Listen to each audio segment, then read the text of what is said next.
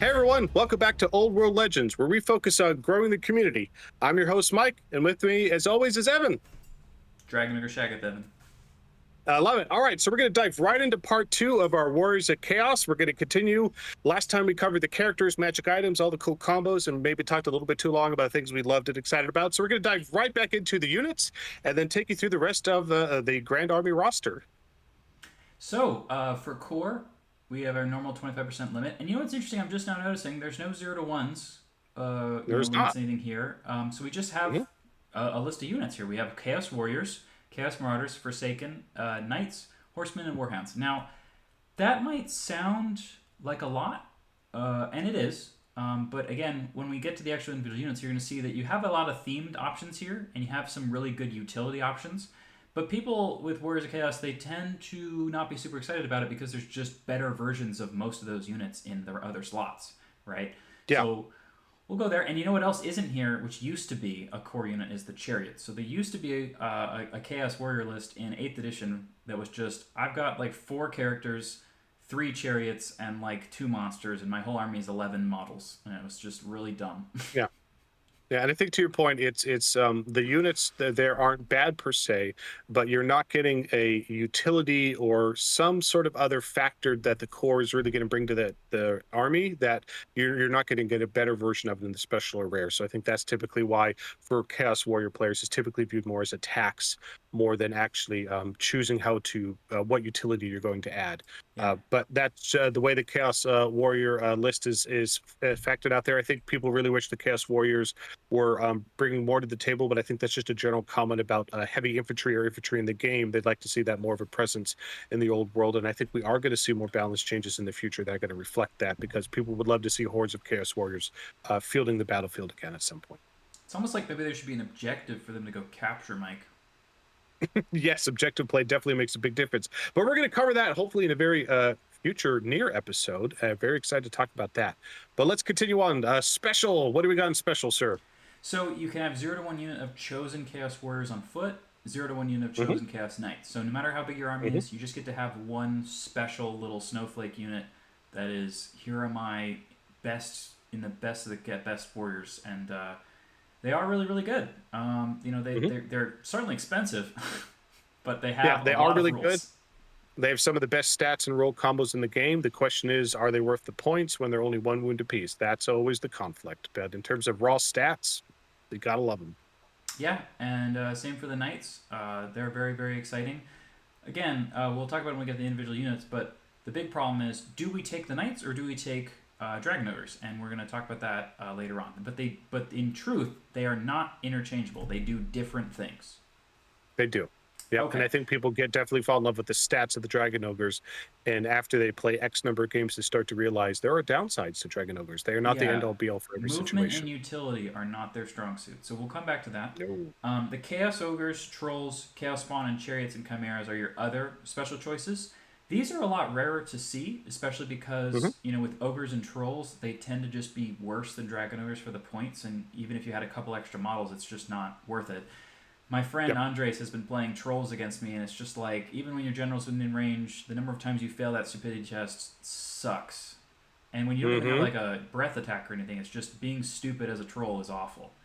Hmm. Chaos Spawn are one of those ones where it's like, hey, I'm a random mover, but I only have the 2d6 move. So a lot of the time you just go like 2 inches, and you're like, oh, crap. So that Yeah. sucks. And then, Chariots, great, but like a lot of the Chaos units are really expensive. So do you have any points for Chariots and stuff like that? I don't know. Um, and then we're going to talk about the Chimeras later, but Chimeras are a really cool unit that's just really badly costed in points. Because if you have a Hmm. toughness 4 monster, even if it's toughness 5, but it only has like 4 wounds, right? If Yeah. it's basically like a chariot at that point, and it can't cost like 200 points. It's got to be like, I don't know, 130 or something. Like it's Yeah. very expensive for being a wacky unit. It's similar to a lot of That's those exactly beastmen right. monsters, like the A light yeah. monster is great when it's hovering around 100 points ish. Soon as you're breaking that 150 cap, suddenly you're going to lose all interest in that light monster. Well, Mike, what happened was they took all the points that the Tomb Scorpion was supposed to cost, and they put them onto the Mm. Chimera and the Cockatrice and the Jabberslythe. And they said, no, you guys are going to take all those points, and the Tomb Scorpion, it's going to be cheap. I mean, that you can't argue with the results. That might have happened. All right, so that's the specials. And how about rare? So in rare, we've got the Gore Beast Chariot. Weird. Yep. Again, that's one of those old kits that, again, the Cherry kit comes with the basic Chaos kit or the Gore Beast. It was really cool at the time. Some people still love the model. It does a little bit more. Quite frankly, it doesn't do a lot. And I think they just have it here because it's one of those things that always existed and the kit still comes with both. So they just made sure to still include rules for it. So we have a Hellcannon. My pick for the worst unit in the game after the Hellblaster Mulligan. Hellblaster Mulligan's worse.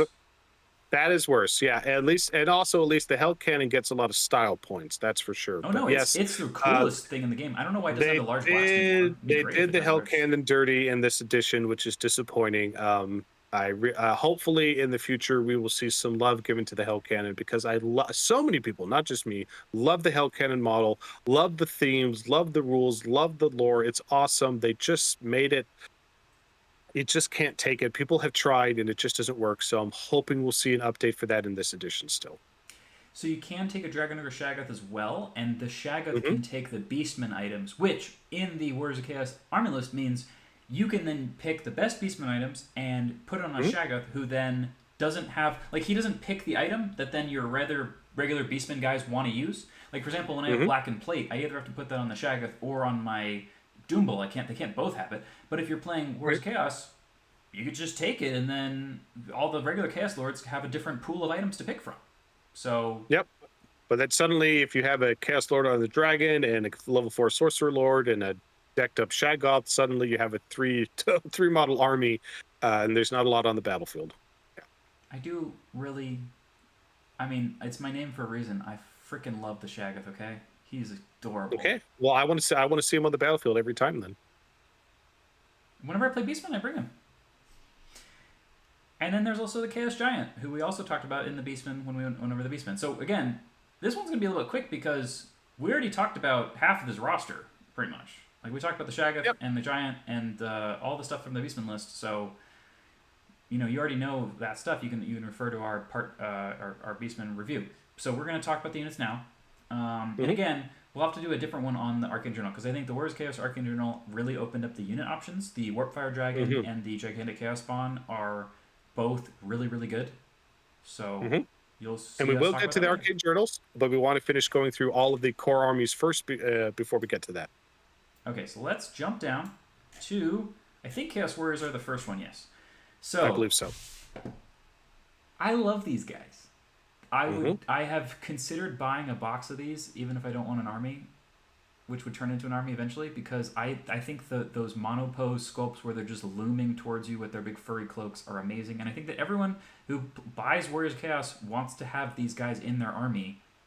Yep. And then they so iconic. Don't. The models are so cool, and well, they don't if they're really focused on playing the meta. My Chaos army is significantly just about having fun and cool. I mean, I have 2 Chaos Giants in my army just because it's awesome. That's the reason, and that's enough of a reason for me. But again, I'm not focused on meta play. I'm focused on just making a really fun list because I love it. It's fun and thematic. So again, it just depends on your player. Right. So again, if you're making a really cool Chaos army, put some Chaos Wars on the table because they're just awesome. Whether you're like Evan and you love the old models, and don't get me wrong, I owned many of those old models back in the day. They are great models. They're still great models. Or you're also like me, who also like, oh geez, those AOS models sure are sexy. And yeah, it took a little bit of effort to pose them so they rank up and nice, but I love the dynamic poses and they're bigger and more intimidating. And guess what? You don't have to choose one or the other. You could choose both if you want. You could mix and match, right? Both models are accessible.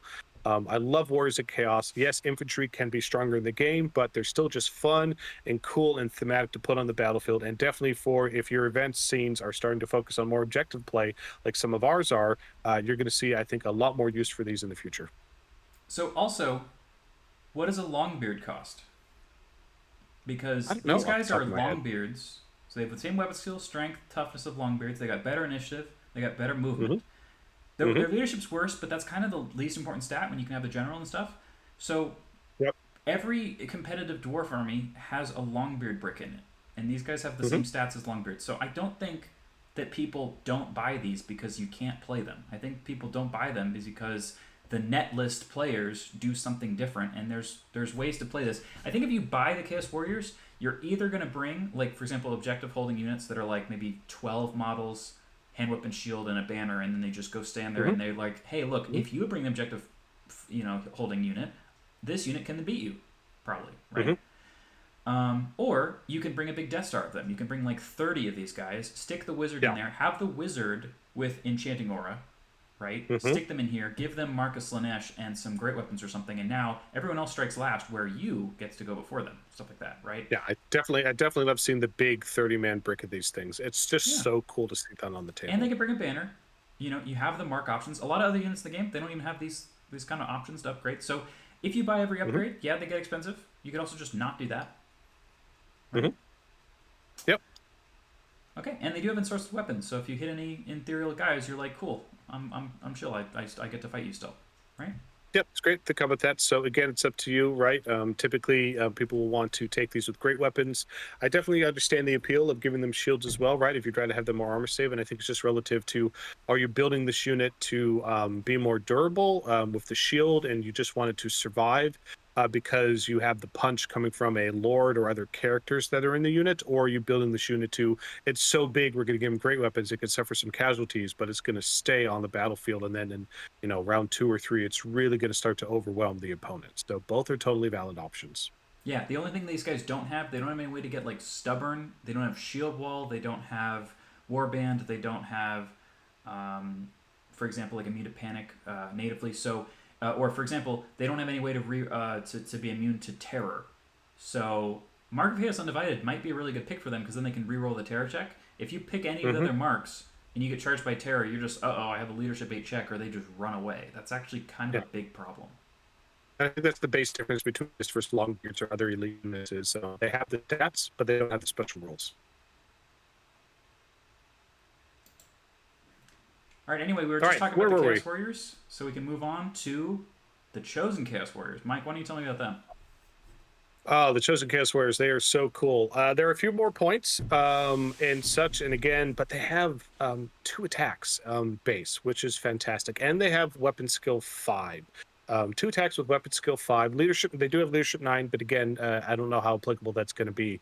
So you are paying a little bit more premium price. And again, I think what makes people hesitate is they don't have the second wounds, but they also, right, they have chaos armor, I think is the other biggest, one of the biggest differences between normal Chaos Warriors. So you already have the great weapon skill that Chaos Warriors have, but you have that second attack and you have a 6-up ward save. It's super, super effective. And you can further upgrade them with drilled or other abilities, including full plate armor, if you want to get more investing there. And I think this is always the crux of right. They hit harder for a few more points, but you really want to start investing in them. But suddenly, your 17-point model starts to become 18, 19, 20 points. And now you're starting to ask yourself, am I paying too many points for what this unit's going to output? So, drilled is 1 point. Drilled is my favorite rule in the game. It is one of the best. Fly might be my favorite, but drilled is right up there. I think I just really like the idea of drilled a lot. It's like because it's the skill of my unit that's doing that, right? But Yep. It's a great rule, and I love so fun. what you're able to do with it in this edition. It adds so much more. It feels like they're in formations on the battlefield. I love drill because it feels like rank and flank rules and maneuverability, and it's very exciting. And I think that's why I think we like it so much. So if you have a unit of Chosen Chaos Warriors who have any character in them who has Enchanting Aura, Hmm. all right, and this unit has Marcus Lanesh, they are initiative 5 when they are charged, and anyone charging them will be strikes last and be at most initiative 4. So Yep. you can then have a halberd, or you can have additional hand weapon, or you can have just your sorcerer weapon, whatever. But you will hit before they do, and a lot of people don't want that to happen. No. Yep. So Um, if you really don't want your 19 points per model guys to die, have them always swing before the enemy would be a great thing to do. Yep. And again, it is very tempting to put full plate armor on them. And it's not necessarily always the right answer, but it really just depends on the situation. But if you give them drilled and you give them the full plate, now you're at 20 points a model. It starts to become, a pretty high price point. You're almost at that point. You're starting to get close to double what a normal Chaos Warrior cost, and you start having to ask yourself, is the output and efficiency of Right. this worth versus having, almost 2 other Chaos Warriors? That's what you have to ask yourself. That's true, But again, only the front rank fights anyway, right? So That is true, but it's also you get double the wounds with the yeah, Chaos Warriors, right? So again, it's you get more efficiency of output in terms of what's the potential to hit, and you are a smaller footprint, but sometimes you want a bigger footprint. So it really just depends what are the roles you're trying to fill on the battlefield, and I love having the flexibility between these two. This is the more elite unit, right? And you have to ask yourself: are you trying to build a formation where you're trying to take up more space in terms of, but maybe you want to fill up that space with Chaos Warhounds or other things? It really just depends on what your battlefield tactics are. yeah. And then the other problem is that if you're building any kind of decent unit of chosen warriors on foot, it's much harder to then also have the chosen knights because Hmm. again, like you're saying, if they're 22 points each, even if you just bought 10 models, that's already 200 something, right? And that's only 10 Yeah. guys.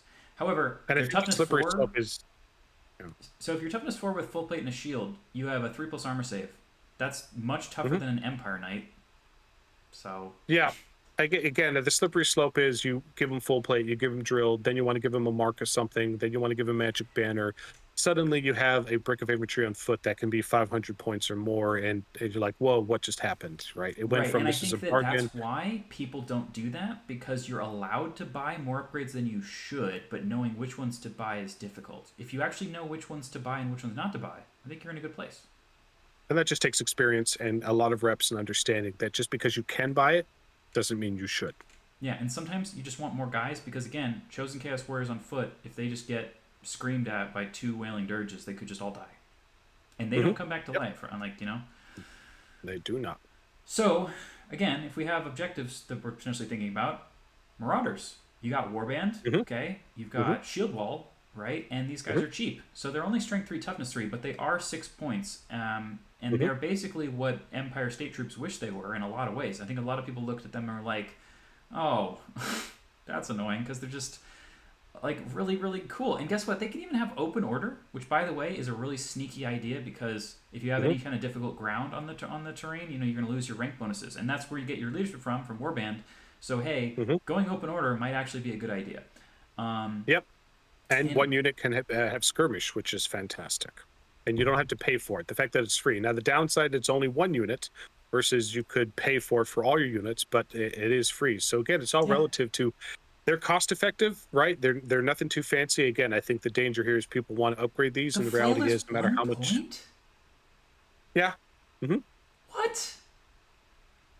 Oh god, yeah. that's insane. But again, it's one attack with weapon skill 4. It's better than an Empire soldier, but everything's pretty much better than an Right, Empire but I can soldier. take 10 of these guys with flails for 70 points. Yep. But again, if they're 10, if they're not in skirmish formation, right, you're not necessarily bringing all those attacks to bear. They also have no armor out of the gate, right? So that's another thing to keep in mind. Sometimes though So you kind of while want to take units that bait the enemy to shoot them instead of shoot something else. That's right, and that does make it a juicy target to try and convince the enemy to do that, in particular because they have no armor. So there's so many tactics and Yeah. strategies and flexibility in how you could use this unit. Again, I think the slippery slope is trying to upgrade it to trying to do too many things.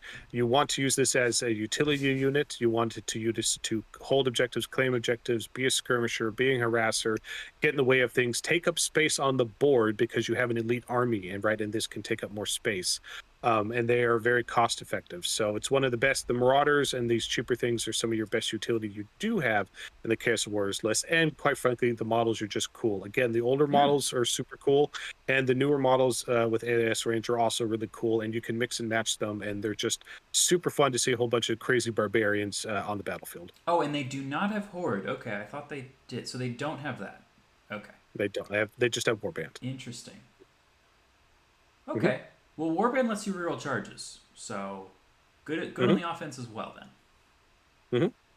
I mean, I think that this could be a pretty good staple unit for just bringing a more traditional frontline army to bear, especially because they're gonna have so many guys, right? And weapon skill Hmm. 4, it's nothing to sniff at because actually having some weapon skill 4 is the average for basically what a decent melee unit will be. So that means Hmm. if a dragon ogre fights these guys, they don't hit them on a 3, right? Yeah, and again, you're not going to be fielding these in your front line. You're going to be putting these on your flanks, right? They're going to be, but they can take up a lot of space, right? You field even bricks of 10 of them are the speed bump units, right? If you have 10 models in the unit, you don't want to do 5 because you take 1 or 2 wounds from shooting, off they go, they flee immediately. So you'd want to take 10 as the minimum. But if you start fielding them in bricks of 20, suddenly, okay, that's something that can take a good few punches. And it's not that it's going to be super durable or it's going to kill a bunch of things, but it's going to absorb shots, absorb charges, slow the enemy down, give you more time to get your key units into position or to pull away some of the scary shooting or flank vulnerabilities from faster, more mobile things. So having these as part of your army roster is always a wise decision, in my So opinion. you can put a unit of like 12 in skirmish, Hmm. and then just You can. give them the flail, and then just put them Yep. out in front of your line, giving everyone behind them cover. So if you are going to take a bunch of chosen on foot and warriors on foot or something, you're going to walk at the enemy. You can have a bunch of guys out in front on skirmish for like, really cheap. That's cheaper than Empire Yes. archers. Yeah. Yeah. You can. Mhm. Okay, Yeah. They're I worth don't, taking, I and don't they're hate cool that. models. So then we have Forsaken, who I don't understand why they're a core unit when you said a lot of the time, Mike, that the whole vibe of Old World is that the chaos is not fully in its invasion of the Old World. It's in this kind Yep. of nascent stage where they don't even really know necessarily who the gods are. In fact, they might think that the wolf Mhm. god, that's Corn, right, or something like that, and then the eagle is Yeah. Zinj. It's the hound. Yeah, the It's hound. right. The hound, the eagle, and so forth and so on. Yep. Yep. Yep. Right. But I don't understand then why are the mutated Forsaken guys like the regular foot soldier core unit? Like it seems a bit odd to me because if you actually read their stats, they're amazing because they have a random Well, D3 attacks, but that's fine. keep in mind, they still have in the roster Chaos Warriors, and a big Yeah, part of Chaos Warriors and the theme and the tone is you want to be blessed by the god and you want to turn into a demon prince. Even if you don't fully understand what a demon prince is, that is what ascendancy looks like. You also have on the other end of the spectrum spawndom, turning into a spawn. So even though they don't fully understand the chaos gods at this point, there's still the concept of rising, ascending to a demon prince, and falling into chaos spawn. And Forsaken are just one of those steps on the spectrum. They're a step backwards on the spectrum, but they are just a step on the spectrum, which is why they're still there. Whether they should be core or not, that's a debatable conversation. That being said, we typically see either chaos generals who want to avoid these entirely because they've not had luck with them, or chaos generals who just absolutely love. They've had luck on the randomness. That's the biggest thing about them. They are pricey, but they also have a 5-up ward save, and they have potential damage output to tremendously high with D3 attacks and also the rampant mutation chart. They have the potential to punch way above their price point range and or be potentially more durable with their immune psychology and and also stubborn. their stubborn and also the chaos armor and furious charge. But again, you could also roll ones for their number of attacks and ones for the rampant mutation. So are you feeling lucky? That's what this unit is. And when they're rolling hot, oh boy, they are a great unit to have. And when they're rolling cold, you're going to be really sad you spent all those points on them. They have furious charge. Hmm. They already had They are D3 armed though. attacks, and now they have furious charge. Hmm. Yeah, this is why people take them. Ugh. So they do have They have the impetuous, potential but to be again, fantastic. if you didn't take the Swift Stride, then impetuous isn't that big of a deal because they have to be pretty close to you to Yep. bait you. So They do have at least movement 5, so that makes them faster than the normal movement yeah, 4 infantry. So again, I think they're awesome. I think it's great. I love that they're core choice. So again, there are some chaos generals out there. Myself, we're like, yeah, let's go for the giant because it's awesome. It's random, not reliable, but it's just super fun. yeah, These are also just super fun random units. If you love rolling on the chaos god table, you love taking the giants. You don't know what they're going to do. You don't know what Forsaken are going to do. This is the army for you. You can build it still a very thematic. Let's see what the chaos gods, the dice gods, are going to bring to the game today. yeah. Some people love that. Some people, especially people who are focused on meta builds, aren't going to take these things because they're not reliable. So Well, it it just could be depends on worse. what They you're could trying to have build. skirmish. That would make it way more annoying. Yep, but they don't. So I just that's what find this that's a, what bit, Forsaken Bird. a bit of a problem because when you compare what they're gonna do for the points to like, Mm-hmm, even to comparing them to Chosen, mm-hmm. other than the fact that the Chosen can be joined by characters and that they're not Yeah, impetuous, these guys have very they similar amounts of damage output and survivability. they have the potential to be more effective than Chosen. They also have the potential to be just as effective as a normal Chaos Warrior, and that's it. So just depends on what the dice are going to bring you. And there's still only Yeah. one wound.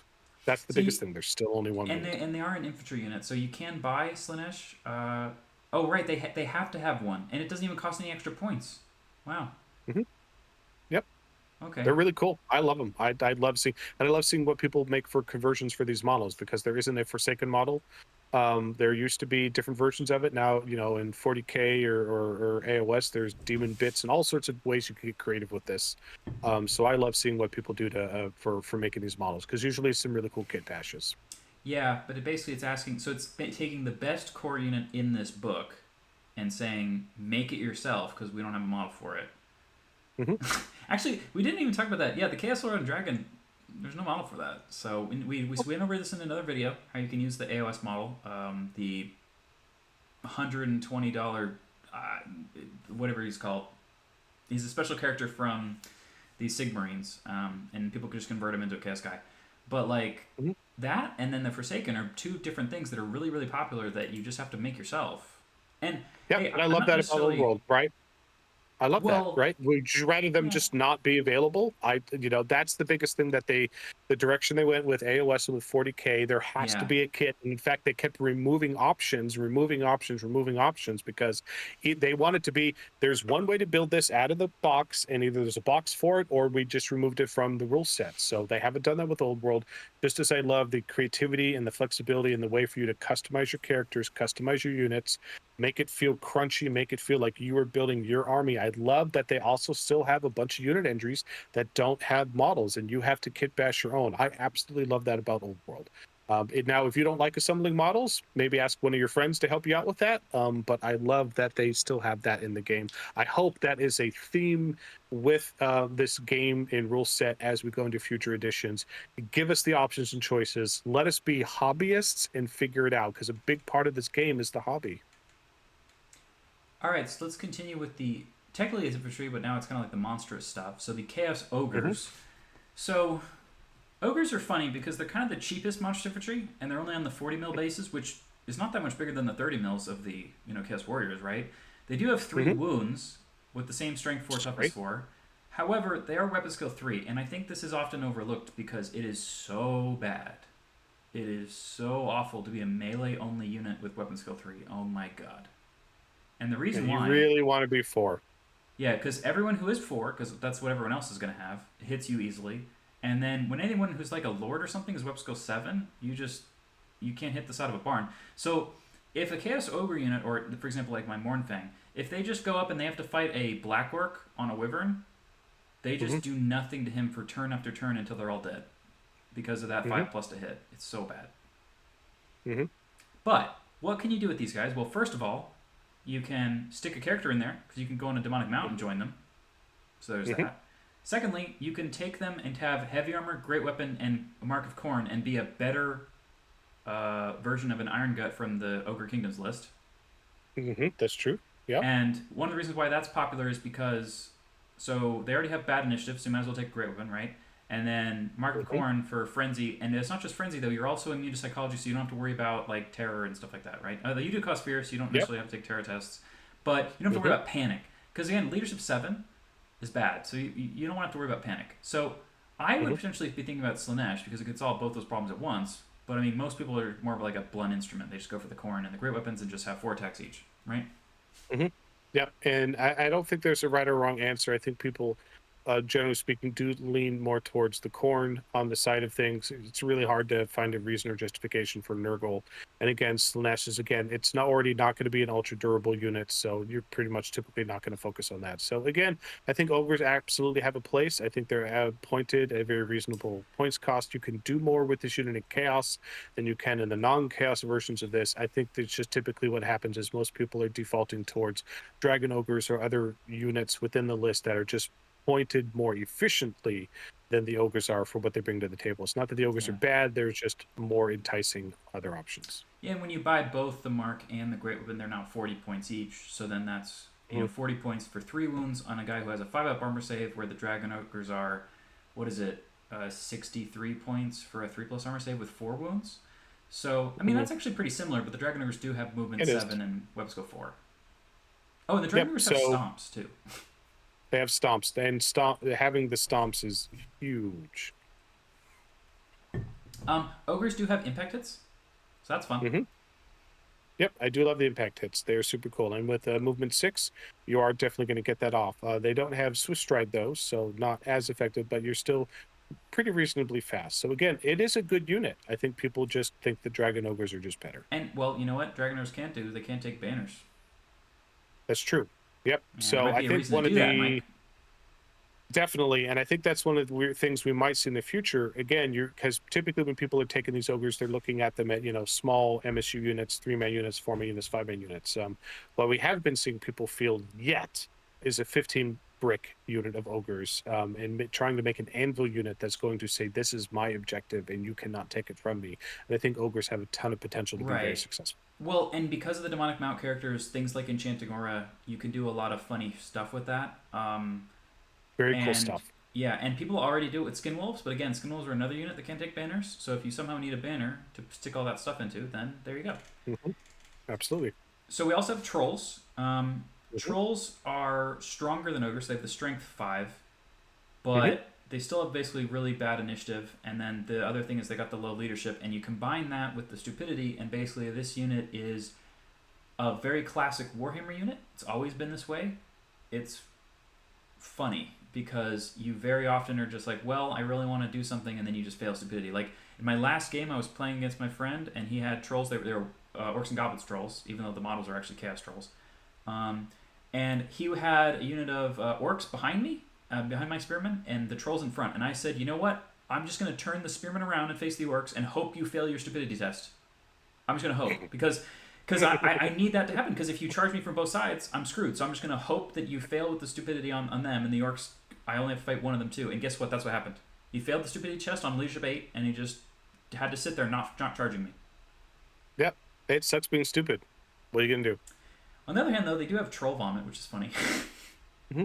Yep, they do. Um, Troll Vomit in particular, it's still very good. It used to be better in other editions. I think it's obviously its biggest downside is it's only strength 3 in this edition. But again, the -2 in other editions, it used to be more effective at bypassing armor entirely. So it is funny, but they did tone it down for this edition. It was more effective in previous editions. So, I mean, I really like the idea of the trolls, but again, because of the stupidity, I mean, well, potentially because of the stupidity, you should stick a character in there. Because then, if you're going to take them, stick like the wizard or something on a demonic mount in there with them, Hmm. cast spells to buff them up, uh, Hmm. and then no matter what, even if you have like those necromancy spells, you can still use the character's leadership because he's in the unit, right? Hmm. Yeah, So, and again, the other biggest difference is they have the 5+ regeneration, right? right, So they were still with that. So because but they don't have typically a lot of ogres are, armor, so it yeah, kind of but balances even if the out. ogres have like heavy armor, so many things in the game are -1, -2. Well, -1, -2 isn't going to do anything versus your ready regeneration. So more often than not, a 5-up regen, you're going to get to roll that as a straight 5-up far more often than you'll get to roll a 5-up heavy armor save. Also, they're really pretty. Like, look how ugly these horrifying psychos You are. mean amazing? They're Like, so cool. you know what? There's some really beautiful STLs of them that are amazing out there. So if you really don't want to use those like 700-year-old metal ones, there are other options. And I just Hmm. think these are worth seeing on the table, even if you just play them in a casual game kind of thing, because they're just pretty. I like it. Hey, Warhammer isn't about necessarily the meta, just playing cool armies that just make you happy and it's just super cool and get a Right. lot of compliments of your opponent of how cool your army looks. Sometimes that is more And, important, and, and sir. again, you picked this army because you liked the army. So don't pick Warriors of Yep. Chaos because you like Warriors of Chaos and then bring, okay, I've got a couple units of War Dogs and here's my Dragon Ogre. And it's like, well, what's the difference between that and the Beastman army then? Right? Like, Yep. or something else. Like, what makes it your army? Yep. Create your own story, forge your own narrative, make the models you want to make that make you happy. You know what you really need, though? You need Throg. Because he was the troll king and he could join the troll unit and make them like insane. We need Throg. Bring back Throg. Frog was awesome. Okay. Hopefully we'll see him in the future. So Chaos Spawn Yeah. are weird. So you've got a random mover, and they just have the random mover problem of when the random mover has the 2d6 instead of the 3d6, you are insanely slow. You very often go nowhere. Yeah, It's well, I think actually again really to annoying. explain that to people, right? If on average you had a movement of 4, which is the average movement, right? If you're Yes. going to be marching, you're going to be going 8. But with 2d6, the average is 7. So the average time you will be going on average slower than you would if you were just movement 4. And sometimes you can go faster, but that also means sometimes you can go a lot slower. And that's the problem, is inherently because you don't get a +1 or +2 to your random movement, you are on average going slower than if you were just a basic 4-inch, 4 movement inch infantry. Yeah. So you're incredibly slow, but you are very tough though. So this is a guy where if you take some of these guys, and you D5 is can't. great. That's not common on monstrous anything, quite frankly, right? That's not a No. monster or a souped up character. So being tough 5 is super cool. 3 wounds is great. D6 attacks, again, it's pretty reasonable. 50 points though, again, part of the challenge is sinking that many points into something that you don't have reliable movement. Well, and That's remember, the if I take a challenge. single dragon over and run him around by himself, he guaranteed marches 14 inches. If I take a single Hmm. chaos spawn and run him around by himself, even if I roll a double six, he doesn't go that fast. Yep, So yep, that's the problem. But I mean, yeah. but again, I don't think that the single chaos spawn is that awful because if you just have single ones, they could random move into a skirmisher who can't run away, and now you're in combat with them, so you won. You Yep. know it doesn't matter how That many is you kill, that you is the just biggest advantage grab because them. you have the random movement. They can't respond to it on the charge reaction. So still has potential. So yeah, I definitely think single chaos spawns by themselves absolutely have potential.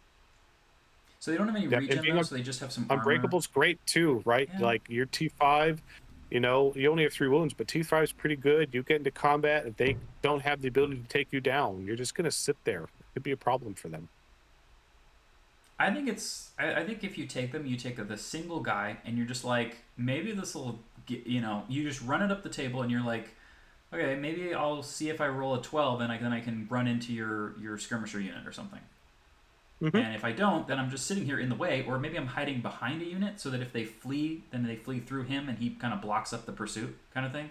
Hmm. Like for 50 points, just having a cheap little dude who hangs out and doesn't ever take leadership tests, it's not that bad. Quite Yep. interesting. Yep. And you Fully have the agree. different marks. Killing blow is funny. Poisoned is okay. Strikes first is interesting. And then flaming and magical is probably worthless. Yeah, not the best. So pick the one that the rest of your army has the same mark of. So you just be the theme. And just go with that. That's the way to go. So we have all of our cavalry here. So again, we have the regular knights. Now these guys would be amazing, except for the fact that they don't have Hmm. countercharge. So we've got weapon skill 5, strength 4, toughness 4, initiative 4. We have the heavy armor, shield, and barding. So we have a 3+ armor save. And we're only Hmm. 27 points. That's not that many. So we have the lance for 29. But then you Hmm. don't have countercharge. So the big problem is when the other people out there charge you, what do? Right? Because you either Yeah. sit there and you get murdered or you flee. And you don't want to But do either of again, those things. but that's still also your core unit versus somebody who is likely a special or rare unit, and Oh, such. So you it's mean not like supposed to be Knights apples of the to apples. Realm who are core, or Empire Knights who are core, and both of them have countercharge. They do, but there are differences. Oh yeah, but chaos knights are just cooler, so you forgot about to factor that in. But at least you do have the mark of undivided, and of course you do still have swift stride. So again, but to Evan's point, if you're facing off cavalry versus cavalry, there are downsides to this. Now that being said, you can buff them up with marks, you can give them magic standards and such, but it's debatable whether that's worth the points really in terms of just taking more knights because there's still only 1 wound. So again, in terms of pure stats, for 27 points, or once you give them the lance, they are pretty cost effective for the stats. It's just Yeah. that one thing of the counter charge that would make them, push them over the edge of, well, then they might just be the best core knight unit in the game. But No, also, they if would you're be. building an all cavalry army, right, an all mounted army, there it's love that you can take them as core, right? So again, you're typically not going to want to take the chaos knights as a big anvil unit. Typically, because they don't have countercharge, you're going to want to take them into smaller bricks of 5-man or 6-man units, 8 at most. And typically, you're going to want to be putting them on the flanks of your armies. So to be threatening the side of something, not necessarily going up the middle of your battle line. So still very effective, still very durable, still have a very good armor Right. save. But they are hovering closer towards, even though they are heavier, they are still hovering towards that mid They're like the heaviest version of a mid-tier cavalry in terms of what they bring to the battlefield. So they don't quite have the mobility of a fast or flexible tier thing, but they can threaten the flanks of the enemy very effectively. Yeah, and then just please, for the love of God, don't give them Mark of Corn, and then just expect them not to run in circles, getting murdered and fleeing off the table and stuff. Yep, Because you and the give, models are awesome. if you take 2 units of 5, you give them Mark of Corn and lances, you're gonna go. This is gonna kill some. No, it won't. No, it won't.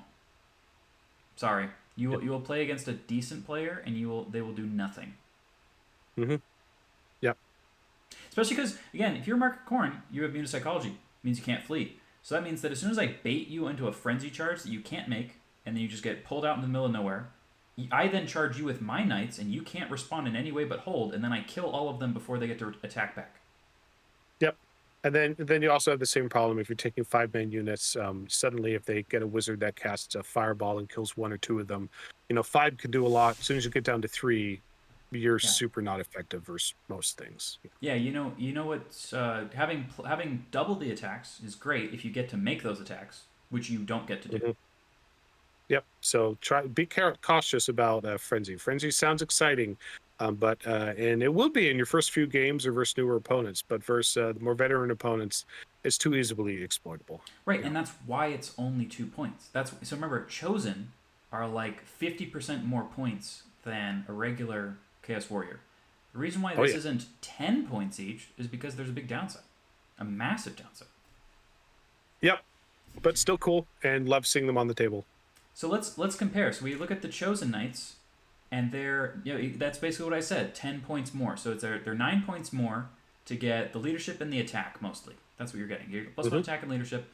Um, and then you have to still buy the lance, the mark, and drilled and full plate. So if you tend to do all of those upgrades, but if you didn't and you just took the lance, right, and you compared it Hmm. to 38 points versus 29 on the regular guys, then it's 9 points to get that plus one attack. So you see how Marker Corn was only 2 points, and that's because it's Well, not just hiding the +1 attack, you also get the the counter leader. charge, which Yeah, they and didn't counter have, charge. and you get the 6-up ward save Right, for having chaos armor. So you actually get 4 upgrades, meaningfully upgrades going from right, one to and the other that's why from that. these guys are worth it, if that makes Hmm. sense, because you're getting Yep, a lot of things, a lot of bang for your buck, right? absolutely. So Yeah. first of all, the ward save, it might only be a 6+.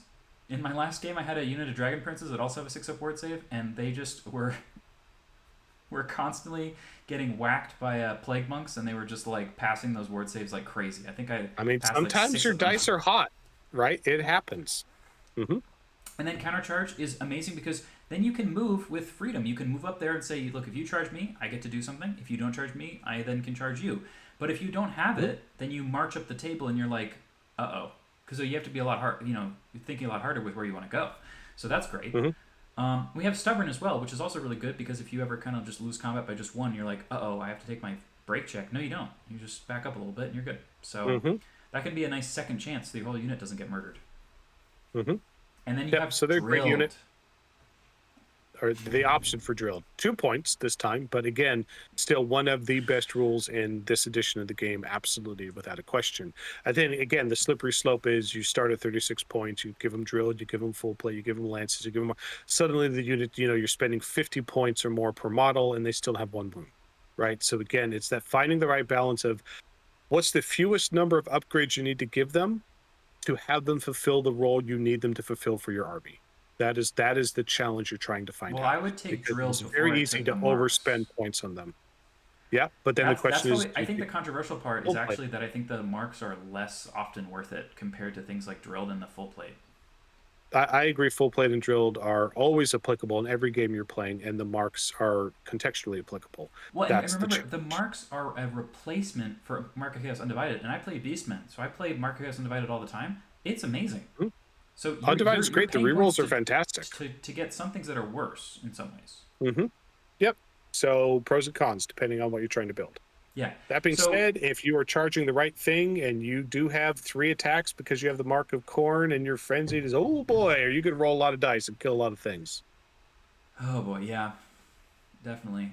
So very fun unit. I think it's kind of like it's essentially like a scalpel You know, you're Hmm. using it very carefully to murder very specific things, and then try very hard not to get vile tide or any kind of thing that ignores armor saves go after you, like that the spell from necromancy, unquiet spirits, stuff like that. You got to just avoid that Yep. like the plague, and you got to avoid getting charged by the dragon. But if you're fighting everybody else, then you're just murdering the crap out of them, and then going into one unit Yep. after another. And you use drilled to like, I'm gonna kill a unit by getting wide enough to get his attacks I want, and then I'm gonna go, when I pursue, I'm gonna go narrow, so I zoom past those other units and I catch up to the thing I want to murder, and then I'm gonna reform into the new formation. It's amazing. So drilled on a Yep. heavy cavalry, wow.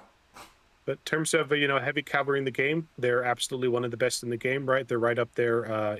Pros and cons to all of them, but Grail Knights, Chosen Knights, and Blood Knights are definitely some of the best heavy cavalry in the game. And Chosen Knights are quite good and very competitive. Just be careful on how many upgrades you give them.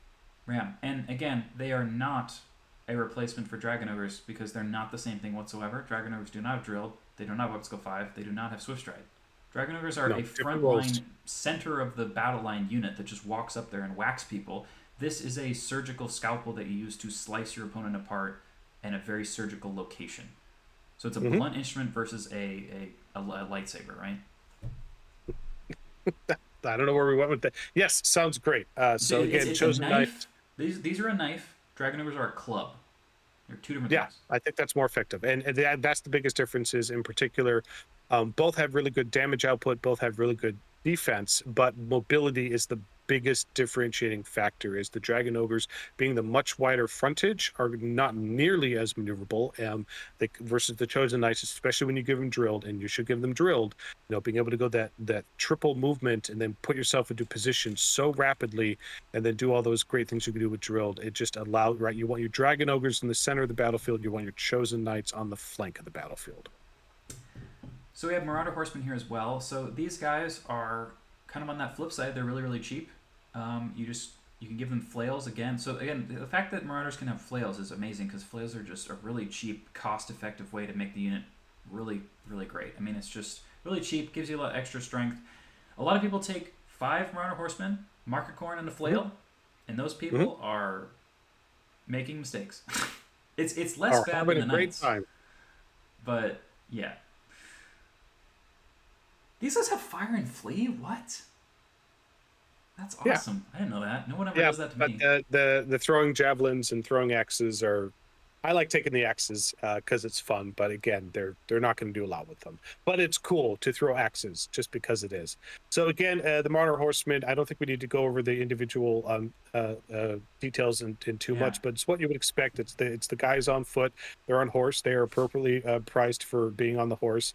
Their movement 8. It's that light cavalry. This is one of probably the ultimate utility piece and mobility piece that the Chaos Army does get. And again, they have the skirmish, the swift stride that you're going to want.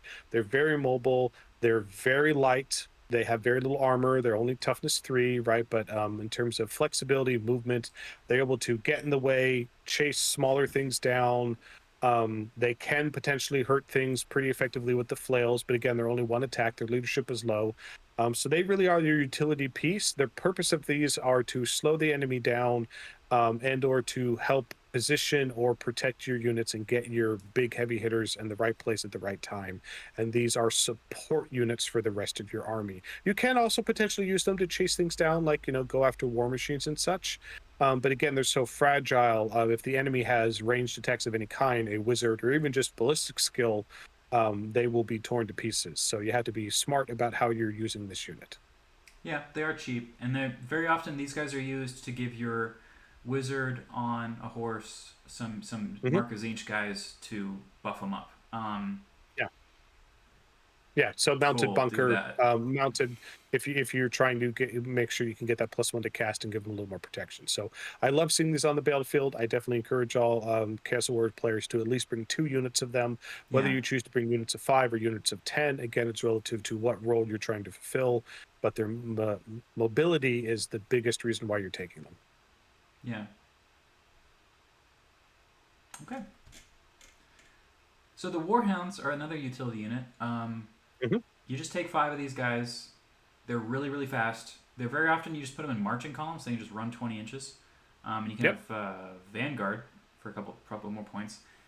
You don't need a handler, and then it's just these guys. They run out in front, and then if someone charges them, you can flee, and then they'll catch you, and then they'll just stop moving. So you can often get people to Hmm. get into really bad positions that way, or you can Hmm. use them to block someone from marching where they want to go, or from threatening to charge war machines or whatever.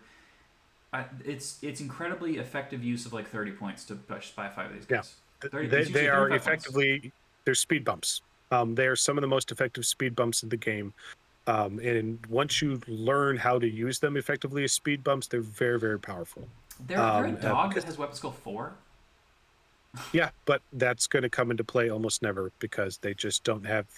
They're again, they could potentially chase down other cavalry skirmishers, small things, but the reality is that toughness 3, 1 wound. It's just not worth it. What you want to be using these, you want to use your Marauder horsemen for things like that. What these guys are going to be bringing to the battlefield is it's 30 points for 5. 30 points to 5 to put them wherever you want. You typically want at least 2 of these of your army, if not 3 or 4, depending on what you're building. Slowing down the right unit at the right time for even one turn can make a massive difference on whether you win or lose the game in positioning. So they are great things to have. Okay, the Warhound handler doesn't exist, so we're just gonna keep going. Um, Yeah, it's pretty irrelevant. So yeah, let's move forward. your Chaos Chariot is only 110 points. Yeah, because chaos are awesome, Evan. We've already been over this. God. And it's one of the toughness 5 chariots. Still expensive to put a sorcerer on it, but this is why not only is it toughness 5 for 110 points, it hits really hard. It's a heavy chariot with the d6 plus 1 impact hits and it has the better AP because it's a heavy chariot, but it also has a 3-up armor save. Yeah, I'm just comparing this in my Toughness head 5 to the chariot Lion 3 up. Chariot, and it's making me sad. Well, yeah, because chaos is obviously better. So again, this is one of the best chariots in the game. I absolutely love it. I converted up 3 of them, kit bashed 3 of them myself. They're super cool. They're super thematic. It feels like you kind of have a road warrior army in the old world, and it's just super awesome. Again, the biggest downsides to chariots is the mobility in terms of they're not skirmishers, right? So they don't have a 360 charge arc. So if you're fighting against a very mobile army, you're not going to be able to get your charges off pretty much the entire game. So if you're facing wood elves or a high elf list, that's very much or a list with tons But of if you're flyers, you're facing Wood kind of out of Elves, luck. yeah, well, if they have all flyers, then they're just cheating. So you're not supposed to do that. But if they're Yeah. facing Wood Elves, right, you need lots of separate units to charge things. Like if you just have one Mhm. big unit of 30 Chaos Warriors and all your characters in it, they're never going to get into combat versus Wood Elves. So you have to have more little things that run around doing stuff, right? Exactly. You have to support them no matter what. And that's the thing to keep in mind. They also don't have the same problem that everyone was pointing out before. They don't have counter charge. So again, it's not about putting these, you're taking these, fielding these individually, but even if you take 2 or 3 of them, they are a support unit. They are going on the flanks with your chaos warriors on foot, with your chaos knights charging in, with your monster that's going in. They are the thing that's going to make a multi-charge push you over the edge and beating up the opponent. They're not going to be able to there stand on their own, or they're not going to be able to chase things down on their own. They really are that support, giving you a bigger punch and surviving the shooting attacks from the enemy, because it's very hard for the enemy to shoot them down, even with wizards, in a single round of a shooting phase. It typically will take them 2 phases to take them out. So a Gore Beast Chariot is essentially that same thing as before. It's a little bit slower, but the Gore Beast has 3 attacks with Killing Blow, and it gives you an extra impact hit. Hmm. I don't see people usually bringing this. No, you don't. And again, it has the potential, but It's not that the many more -1 movement points. is actually a big deal. Yeah. But for 25 more points, it's just not typically worth it. I do like Killing Blow on Again, units that aren't characters. It's fun. killing blow is good, but it's killing blow on 3 attacks. And again, it's relative to what are you hitting where that's going to be really that applicable. So again, typically it's I'd rather save the 25 points and spend that on something else, especially because you're already bringing an elite army where things are very expensive. Everywhere where you could save 10, 15 points will make a big difference. All right, so let's go through the monsters. I think there's not that many because we already did the Beastman ones. So is it just the Chimera that's and the Hellcat and the artillery and stuff that's left? Let's look. So Yeah, because we've already talked about yeah, dragon ogres, so yeah. we don't need to go back again. We talked about them a lot in the Beastman video. So if you want to know about dragon ogres, go watch that video. We talked about them. It felt like for half an hour. So let's move on. So the Chimera is in that medium monster category that I think is really really cool.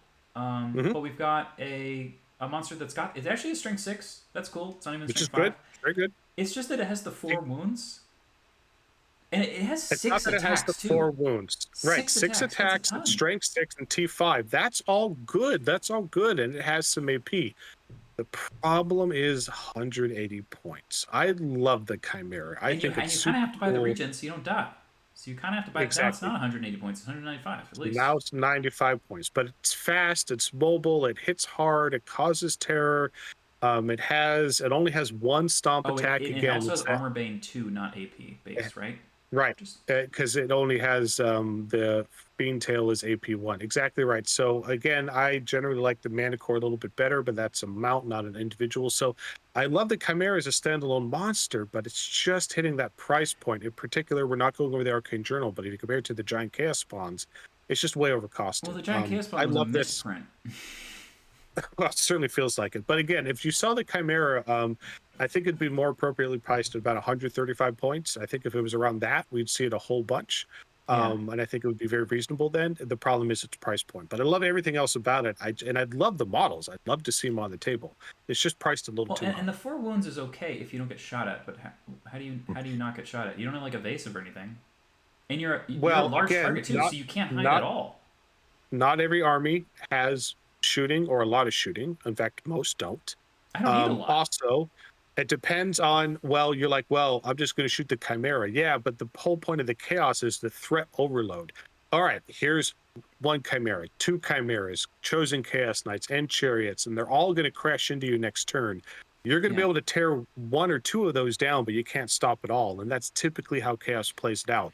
They're going to threat overload you with everything's super deadly, and it's going to smash into you on turn two, if not, like typically on turn two. So it's the question of, is the Chimera going to be the thing you're going to focus on, or are you more afraid of those other things? And that's, I think, the hope of they hopefully won't focus on the Chimera. At least it does fly, so you can put it on the flanks, and it still has that mobility. So the hope is that it won't be able to avoid all of the enemy shooting attacks, but hopefully the enemy won't be able to bring to bear all of its ranged attacks versus the Chimera. It's also leadership Again, you 5, so don't, if you ever like want to flee, then yeah. you can't fricking rally to save your life. So you don't want to run this up the center of the table. This is that lighter weight monster class. It doesn't quite, it's hovering on the light medium weight monster class, maybe a little closer towards the low medium. But it is definitely a flank support unit. It is not something that can run up the middle of the table on its own. Really likes killing like regular orc boys, like something that's weapon skill 3 and toughness 4. It's like, yeah, I'll murder you. Mm-hmm.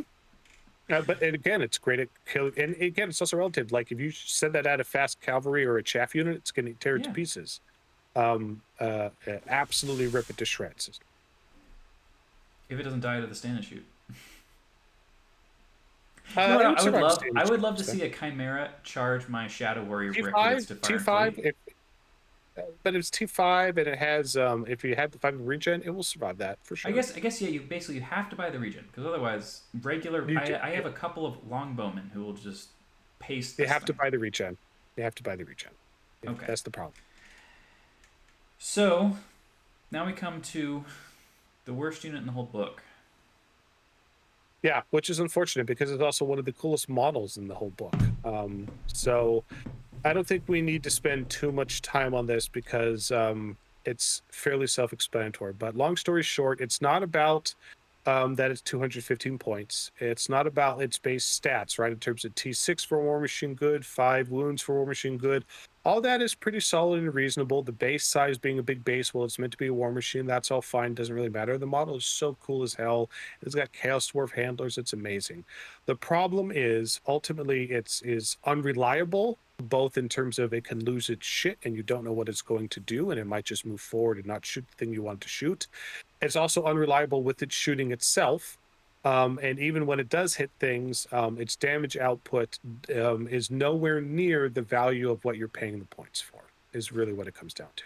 But So we should at least give a little more detail with that. my mind would be changed if it was the large blast. Because the thing about the small blast template is that it's like half as many guys are going to be hit as a large blast. The large blast often doubles how many guys you're going to hit with it. Potentially, depending on what you're shooting at. Yep. Yeah, but it's very goofy. It does have a really cool. If it lands a direct hit, it's strength 10, AP 5 with multiple wounds D3, which is not D3 yeah, plus which is 1. good. So Yeah, I mean, it's not bad, but it's also you're not going to be taking out chaos lords or like that's it's great to take out an dragon ogre or something like that potentially, but it's not going to dent the other big scary beasties in the game. It's not as effective as a cannon at doing that, right? And that's Also, cannons assuming are you half the hit it, you price, land so right, and that's assuming you land on and hit it, right? But and then the misfire table is even worse too. If you scroll down to that, Evan, a little bit more, so we can check that out. Again, not only is it the caged fury, right? Again, you have to take a leadership test, and if you fail, you immediately roll on the miscast table. That means you have to make a leadership test every single turn. What was this base leadership? so it's basically Can't just see. 4, and then so when you Mhm. when you misfire, you then start eating your Chaos Dwarf handlers, and as soon as you eat all the handlers, you're down to leadership 4 probably. And then you're misfiring every turn. Yeah, and so it happens more often than you think. Also, the math on this is that the Hell Cannon kills itself in 1 out of every 5 games you play it in. Hmm. So if you just sit there and just try to shoot from the back of the board and the other person ignores it, 1 of the 5 times it's going to kill itself. Yeah, and being this tough or being able to, actually, hey, it has 5 attacks in combat. If this thing's in combat, then it's not doing what you want it to do. So again, you're paying this huge points cost for a warmish for a mediocre stone thrower um, that can potentially punch things in combat. But if you're punching things in combat, you're not doing what you wanted to do anyway. So you're paying a whole bunch of points for it to not do what you wanted to do, and it's also unreliable. So that's really what this boils down to: is everybody wants this to be good, everyone wants this to be awesome. I think the rules designers decided to punish it a little bit too hard. I don't know why. I didn't think it was that abusive or crazy in previous editions. So I'm hoping in the future we're going to see a revision to this, and hopefully we get to see more of them on the battlefield. Yeah, a lot of the kind of special or upgraded stone throwers, like the Hell Cannon, the Hell Blaster volley gun, stuff like that, really massive nerf bat, right in the family jewels. I don't know why, but that was their approach to it. So I don't know that they're necessarily going to address it in this edition. Hopefully, when we go to next edition, hopefully we're going to see some I significant think part of it is improvements. they thought that infantry was so weak they had to make all the template weapons worse, and that just It, made it, 2 things bad instead of 1. it could be, or maybe they were just trying. That was their way of buffing infantry by making the templates less effective, which is to a degree makes them less vulnerable, but doesn't necessarily make them more effective Like at the things that, you then need we to just have be two doing. things that you don't see played instead of just 1. Yep. So I'd love to see more of this on the battlefield. Hopefully, we will in the future. I play against Hellcannons all the time. That's how I know how bad they are. Yes, well, people are fielding them because they love the model and they just Exactly. want to field them because they're just that awesome. Yeah. So, but I'd love to people to field them because they also do cool things on the battlefield. All right. Well, I think we're finished up now. We got to the end. All right, we did it. Woo! That was a long one. So we got to part 2 through the Warriors of Chaos. Again, this is one of my favorite lit rosters. It always has been. I think, generally speaking, there's some pros, there's some cons, but I really love what they did with this list. It's definitely very competitive. It wasn't the launch of the edition. It's still very competitive. The dragon, the characters, you can make some really cool stuff. The Demon Prince is so cool, and the warriors and everything are awesome. Again, it doesn't offer all the battlefield flexibility that some other armies have, but it's really good if you want to punch somebody in the face, and it's really good if you want to cast a whole bunch of spells. And it's also some of the coolest models. And I love that they have they've re-released almost the entire older model range for people who love those classic models, but you also have the entire new AOS model range as well, if you want to do that as well, or mix and match. So I love this army. It's really fun to play, and I hope we see more of them in the future. Absolutely. Evan, any last thoughts? No? All right. Well, we'll see you all next time. Thanks, everybody.